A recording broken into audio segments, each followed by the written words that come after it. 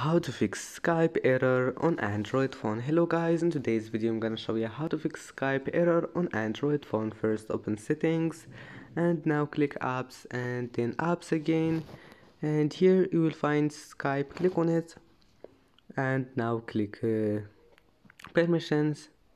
Now allow all of those permissions here, allow all of those. Just click on it and click allow, and then just allow all of those, and after that go to storage, clear cache, and then click force stop, and now all your problems must be fixed.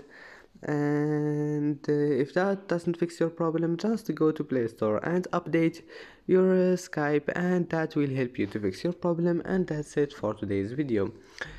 Don't forget to like and don't forget to subscribe, and thank you for watching this video until the end, and see you in the next video.